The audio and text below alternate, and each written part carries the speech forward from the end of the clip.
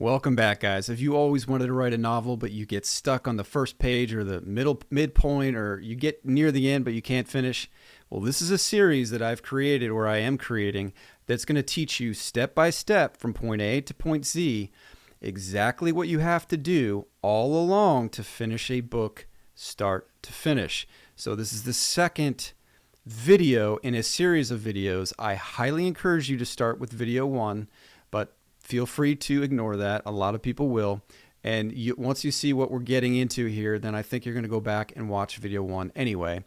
But let's talk about step two. Okay, so this is a multi-video series and a multi-step process for creating a novel. I can't obviously get it all into one video, but if you watch all the videos and follow along at home, I promise I'm going to show you exactly how to write a novel step by step to make it as simple as possible. So if that sounds good, grab a bowl of popcorn. I'm going to shrink my melon-sized head and we're going to get into this. So this is kind of like the Bible of this story development process that we're going to follow along with as I'm teaching you how to write this novel and this fictional work, right?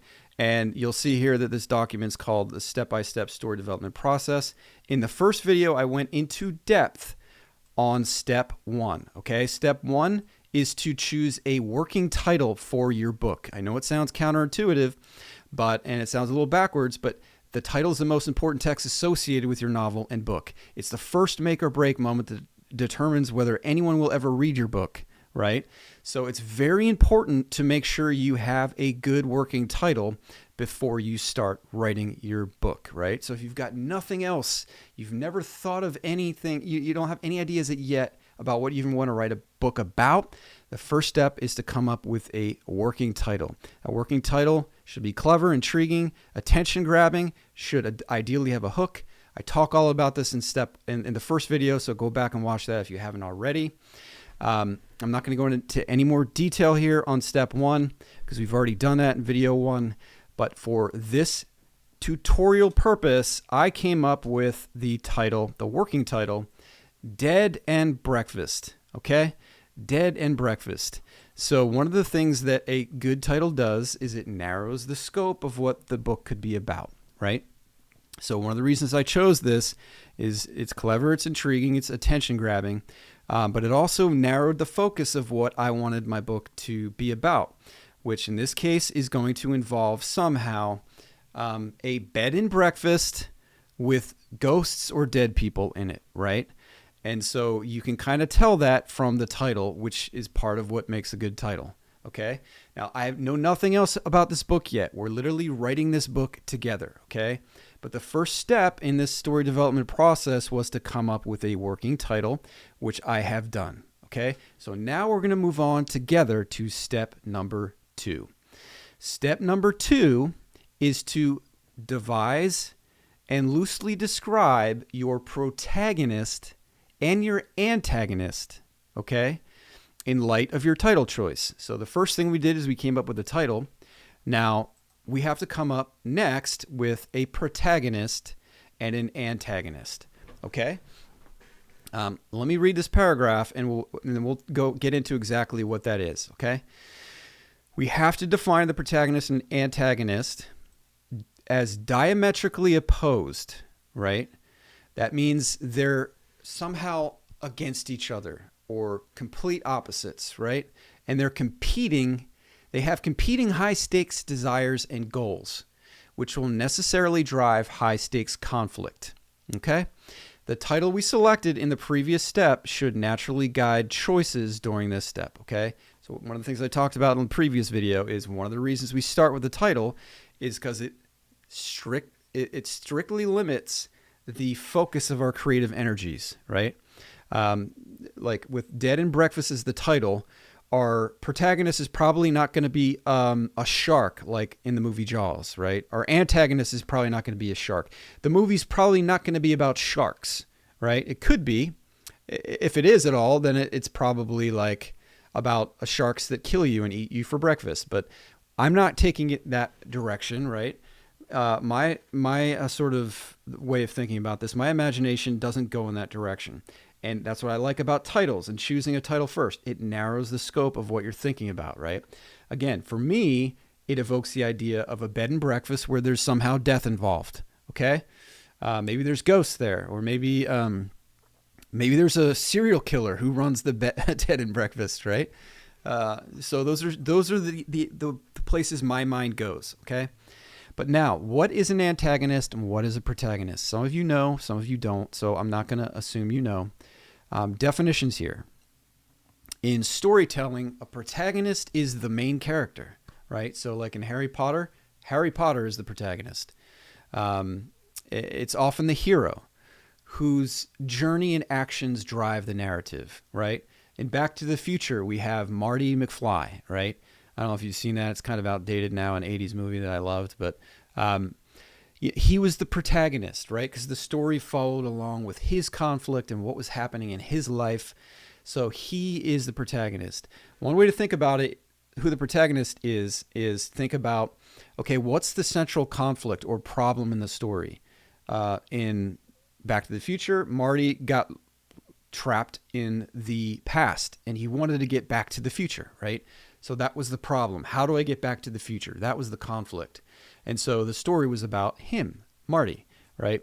Okay, now an antagonist or an antagonistic force, it could be just a force, doesn't have to be a person, is the character or force that opposes the protagonist, creating conflict and obstacles. Okay, so ideally in your book, you're going to have many different conflicts and obstacles, many different sources of conflict for your protagonist, but the main driving conflict, right? The main driving force behind that is your antagonist. So like, for example, in Harry Potter, right? Who's the main antagonist? Well, it's Voldemort, right? Because Voldemort is trying to kill Harry, and Harry doesn't want to die. He wants to live.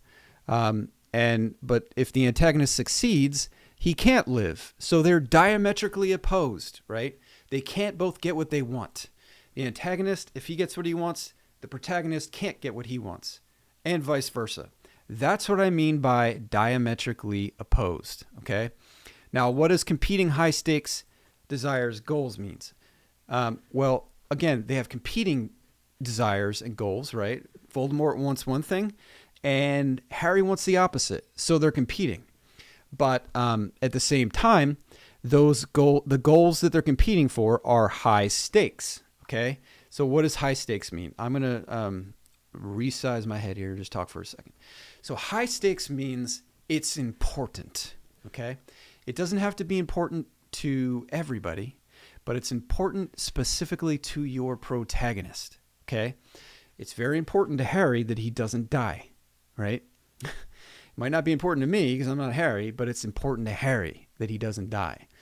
Now, and it's also important that he doesn't die for Harry, right? If he dies, it's game over. Like, no other goals matter anymore. So obviously, death is like the ultimate high stakes for most people, right? Now you can write a really clever story or an interesting story where death's not a big deal or something, but for the most part, it's as high stakes as it gets, right? Which is why a lot of the best literature is really ultimately about death, because stories have to have conflict and high stakes conflict in order to be interesting and something we want to care about. Okay, so that's what I mean by high stakes, and that's what I mean by competing diametrically opposed goals. Let's get back to the document here. Okay, I'm going to read a little more. Just a little side note here. The antagonist is not always a villain, but they are the primary force working against the protagonist's goals. Okay, what do I mean by that? Well, sometimes the protagonist has goals they shouldn't have. In that case, the antagonist might not be a villain, for example, but it's still what drives the conflict of the story. Okay, it's often helpful to start with the antagonist's high-stake goals and defining the protagonist's goal as the opposite. Okay, what do I mean by that? Well, in the case of Harry Potter, let's say we were writing Harry Potter, right? We could say, and we're on step 2 here. We're going through the process. Well, we could say, I want Harry to live, right? That's his goal. Well, that's not really, that's everybody's goal, right? So that doesn't seem like a good goal, right? It doesn't seem like what we should really focus. That's not really the protagonist goal that we would want to focus on in step 2. It's kind of like generic, right? But what if there's a wizard who secretly wants to kill Harry for reasons Harry's not even sure about? Okay, well now we've just defined the antagonist's high stakes goal.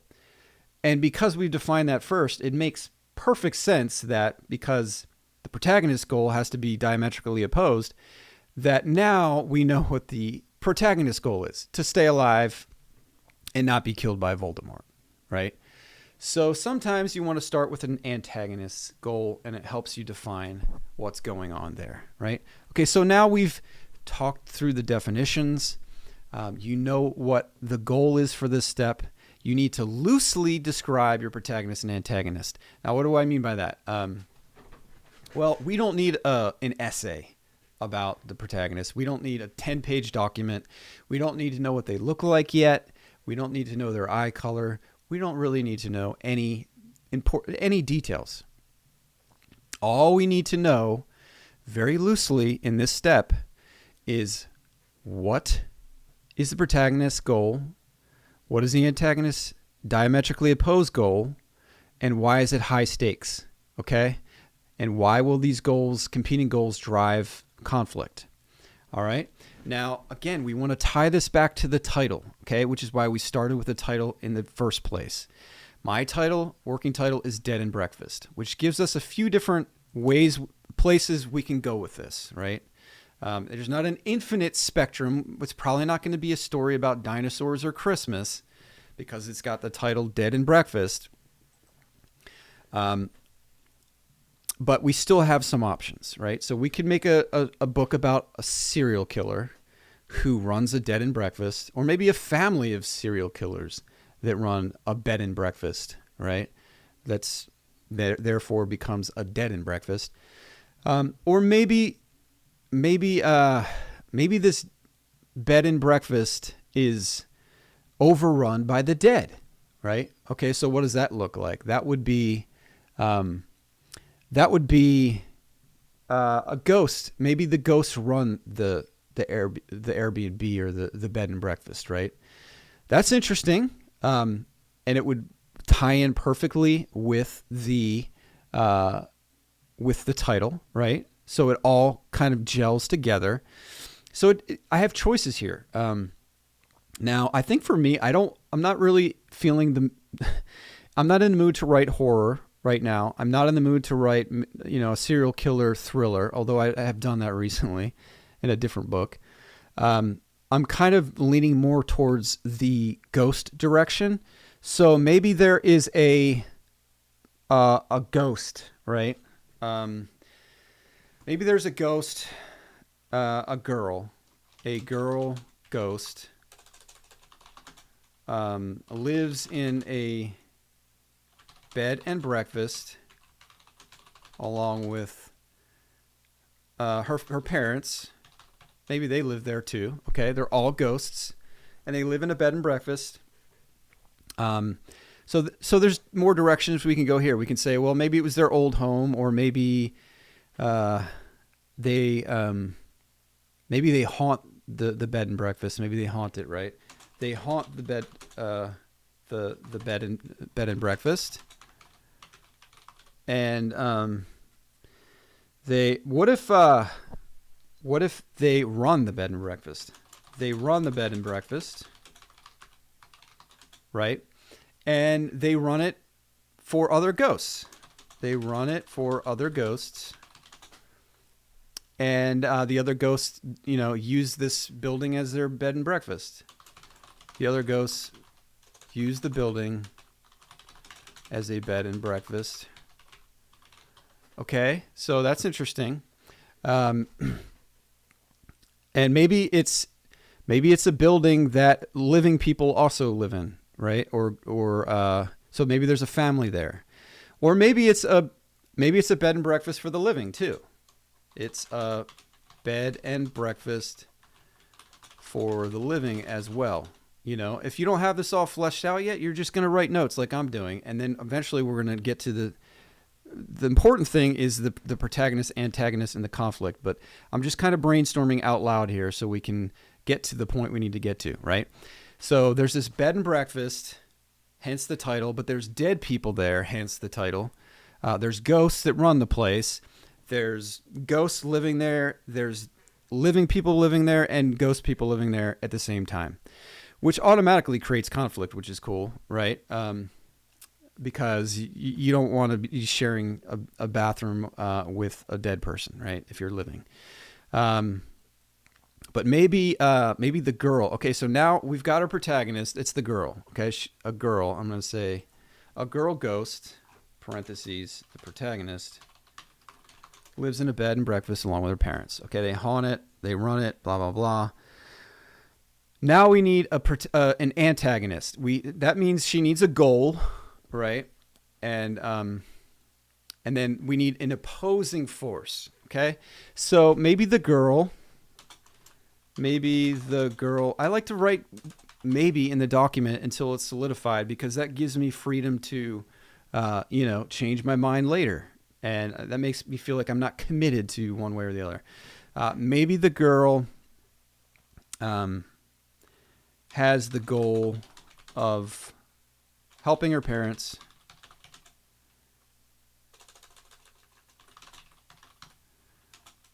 smoothly run the D&B. Instead of B&B, the D&B, right? Dead and breakfast. Maybe the girl has the goal of helping her parents smoothly run it and operate it, right? That's her goal initially. So how would that be? Now we need an antagonist. We need an opposing force. What could get in the way of that and create conflict and obstacle, right? Okay, well, we live in this universe here in this book where there's dead people and living people sharing the same building, right? So maybe there's a government. Maybe there's a dead people government, right? Dead people government or bureaucracy that manages dead living relations. Okay? And they if here it is. Okay, so the government agency wants to shut down the D&B for some reason, okay? And if that happens, we got to make it high stakes now, right? If that happens, the family loses their business. And that's good, right? That's high stakes. But we can try to make it even more high stakes. The higher the stakes, the better, because that means there's more conflict, there's more at stake, and we care more when we're reading about this character, right? Okay, so what do I mean by that? Well, if the only bad thing that happens if the antagonist wins is that I get a blister on my finger, no one wants to care about that. No one wants to read that book, right? But if I die, if the antagonist wins, well, hey, that's a big deal, right? If I'm invested in that character, then I'm going to care more about that. So that's why we want high stakes, right? Okay, but so let's make the higher stakes the better, right? So they're going to lose their business. That's pretty good to begin with. But what if, and they'll all be deported to hell. So in other words, the ghosts can only stay in the living realm if they have a running business, right? So now the girl obviously does not want to be deported to hell. That would be worst case scenario. So now we have high stakes, okay? Doomed for eternity if they screw up and if the D&B shuts down their business. Okay, so now we've completed step 2. We've created a protagonist, we've created an antagonist. They've got diametrically opposed high stakes desires and goals, which will drive the conflict of the story. Guys, if you're getting value out of this, please consider subscribing, liking, hitting that alert bell so you'll be able to follow along with step 3, which I'll publish probably next week. And we'll just continue to work on this novel together. I really appreciate your guys' time. Hopefully you got value out of this, and I'll see you next time.